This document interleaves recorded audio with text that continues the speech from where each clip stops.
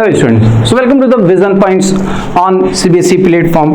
The CBSE पाठशाला इसका web भी अवेलेबल है हमारे इस वेबसाइट पे भी, और आप प्ले स्टोर से इसको डाउनलोड कर सकते हैं और हमारे कोचिंग इंस्टीट्यूट को इस पर्टिकुलर ऐप के थ्रू ज्वाइन कर सकते हैं. This is a CBSE platform which is important for the CBSE board student. This is online and offline both classes available here. So now we will discuss about the next relevant topic which is related to the biological classification, and myself Amitabh Soni as biology mentor I will discuss about the rest of the part of this biological classification. ये जो biological classification में last videos में हम लोगों ने बात की थी फोटोसिंथेटिक प्रोटिस्टा के रेफरेंस में. एक यहाँ पे फोटोसिंथेटिक प्रोटिस्टा में एक पार्ट बचा है जिसको हम लोग कनेक्टिंग लिंक बोलते हैं, और इस कनेक्टिंग लिंक की अगर बात करें तो उसको बोलते हैं यूग्लिनाइड, और एक इसका बिल्कुल अपोजिट है इसको बोलते हैं स्लाइमोड्स. तो ये जो यूग्लिनाइड्स होते हैं, इस यूग्लिनाइड का एग्जाम्पल अगर हम कहें तो इसका एग्जाम्पल है यूग्लिना. जैसे ये जो स्ट्रक्चर्स बने हैं ये यूग्लिना है सारे के सारे, और ये जो स्ट्रक्चर्स बने हैं all these are the slime moulds. Different kind की स्लाइमोड्स आपको यहाँ पे दिखाई दे रहे हैं, and these slime moulds are not perform the autotrophic mode of nutrition because these are depends on, these are grow on the decay old twig and stems. Brownish stems के ऊपर ये ज्यादातर ग्रो कर जाते हैं, इसलिए इनको बोलते हैं these are saprophytic in nature. Okay, so बात करते हैं फर्स्ट ऑफ ऑल यूग्लिनॉइड के रेफरेंस में. ये जो यूग्लिनॉइड्स होते हैं ज्यादातर फ्रेश वाटर ऑर्गेनिज्म होते हैं, ज्यादातर ये लेंटिक नेचर के होते हैं. फ्रेश वाटर ऑर्गेनिज्म में रुके हुए पानी में ग्रो करते हैं, इसलिए इनको बोलते हैं लेंटिक nature, that is stagnant water में ग्रो करते हैं. दूसरी चीज की इसकी पूरी बॉडी, अगर हम इनकी बॉडी की बात करें तो यहाँ पे ये स्ट्रक्चर है यूग्लिना का, और इनकी जो बॉडी होती है ये जो आप दिखाई दे रहे हैं इसको बोलते हैं पेलिकल. इनके अंदर सेल वॉल प्रेजेंट नहीं होती, बट यहाँ पे फ्लेक्सिबल प्रोटीन प्रेजेंट होता है, यहाँ पे इसको बोलते हैं पेलिकल. दूसरी चीज कि ये जो यूग्लिनॉइड्स है, ये जो यूग्लिनॉइड्स है, इस यूग्लिनॉइड की अगर हम लोग बात करें तो यहाँ पे दो डिफरेंट टाइप के फ्लैजला भी देखने को मिलते हैं. वैसे तो फ्लैजला आपको यहाँ पे एक ही देखने को मिला है, लेकिन ये जो फ्लैजला होते हैं वो दो होते हैं, एक शॉर्ट और एक लॉन्ग. जो लॉन्ग फ्लैजला है उनके ऊपर स्पाइन लाइक स्ट्रक्चर्स प्रेजेंट होते हैं, जिनकी वजह से उसको हम लोग स्टिगोनेमेटिक फ्लैजला भी बोलते हैं.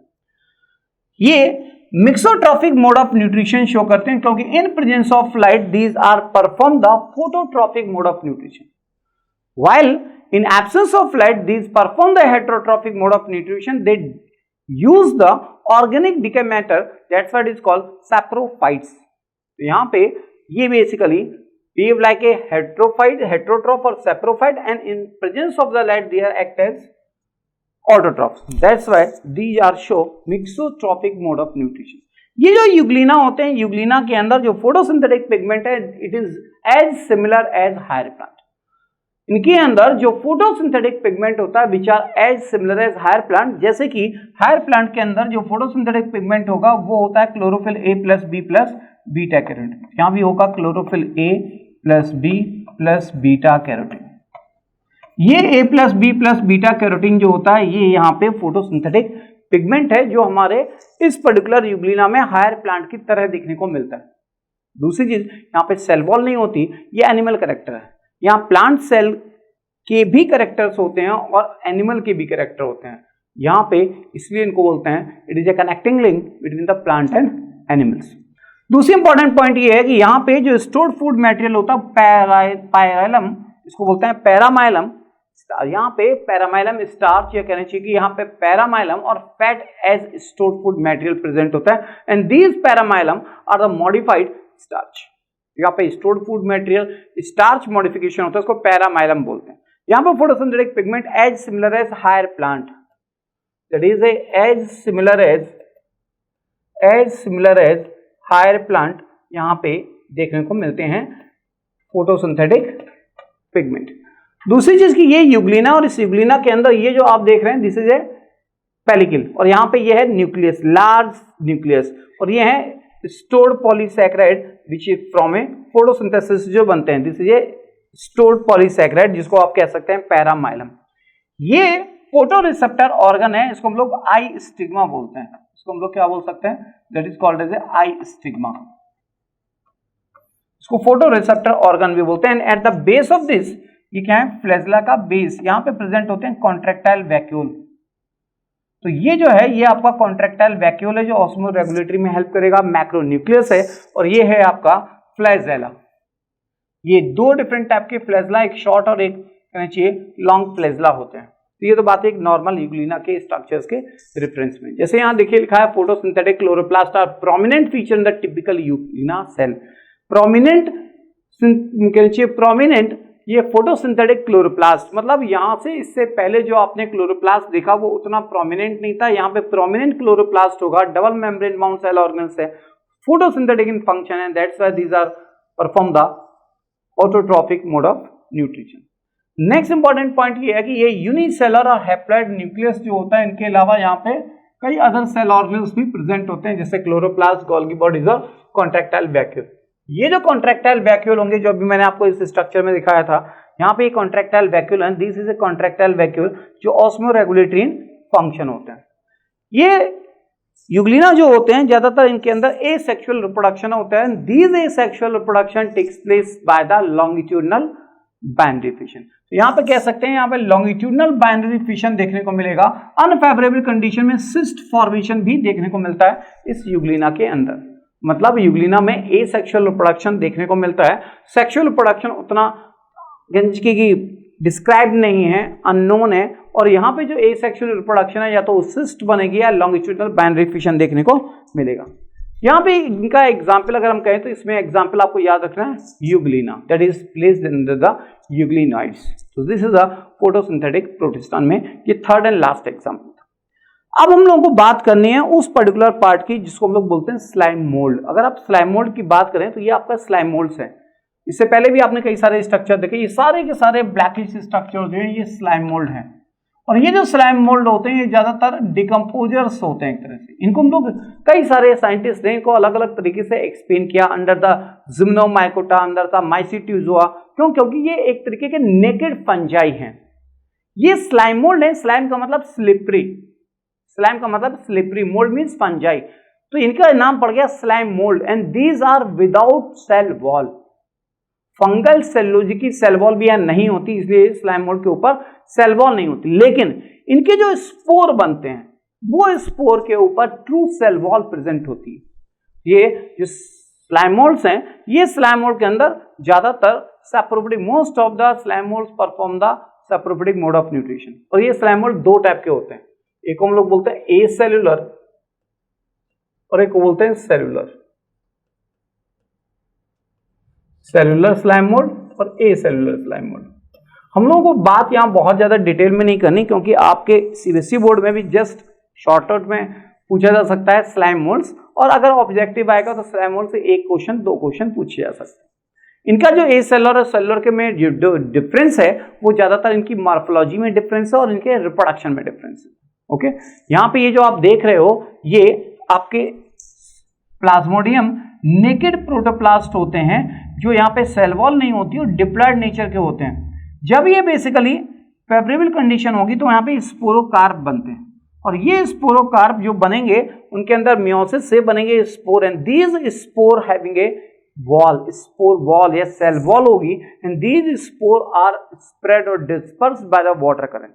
और जब ये वाटर करंट के थ्रू डिस्पर्स्ड होंगे, फेवरेबल कंडीशन मिलेंगी, ये फ्लैजेलेटेड सेल्स के फॉर्म में भी दिखाई दे सकते हैं। और ultimately these are amoeboidal shape of slime moulds form करते हैं इस स्लाइम मोल्ड को, जो फ्यूज करके फिर फर्दर इसी तरीके से स्पोर कार्प बनाता है। तो आप कह सकते हैं कि ये अनफेवरेबल कंडीशन में ये स्पोर बनेंगे और फेवरेबल कंडीशन में स्पोरोकार्प बनते हैं। जर्मिनेट करेंगे तब ये new individual of slime mould का फॉर्मेशन होगा। ये तो मैंने आपको फिगर के थ्रू एक्सप्लेन किया। अब इनकी प्रॉपर्टीज की बात करते हैं। ये जो स्लाइम मोल्ड्स हैं बेसिकली स्लाइम मोल्ड को हम लोग फंगस एनिमल भी बोलते हैं। फंगस एनिमल मतलब इनके अंदर फंजाई के भी फीचर्स हैं, एनिमल के भी फीचर्स हैं। दूसरी चीज ये बेसिकली इनको प्रोटेस्टेंट फंजाई बोलते हैं। ये ज्यादातर डिकेइंग ट्विग्स पे, लीव्स पे, स्टेम पे देखने को मिलते हैं और ये सैप्रोफिटिक प्रोटेस्टेंट्स कहलाते हैं। इनको हम लोग फॉल्स फंजाई भी कहते हैं। It is not a true fungi because these are belongs to the protestant. ये एंटोनी डी बेरे जिनको हम लोग फादर ऑफ इंडियन माइकोलॉजी बोलते हैं, these Indian father of not Indian father of mycology, इनको हम लोग कंसिडर करते हैं फादर ऑफ माइकोलॉजी।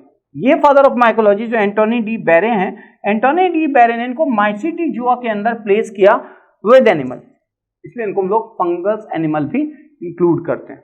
एक और साइंटिस्ट का नाम है एनाइसोवर्थ, इन्होंने इसको मिक्सोमाइकोटा में प्लेस किया and finally nowadays the modern scientist explain this slime moulds in जिम्नोमाइकोटा।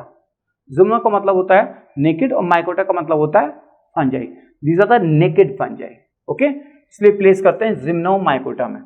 दूसरी चीज, ये जो आपके स्लाइम मोल्ड्स होते हैं अंडर सुटेबल कंडीशन और favourable condition. Under suitable condition तो फेवरेबल कंडीशन क्या होगा, दीज आर एग्रीगेट, ये आपस में क्या करते हैं, एग्रीगेट करते हैं and to form a Plasmodium.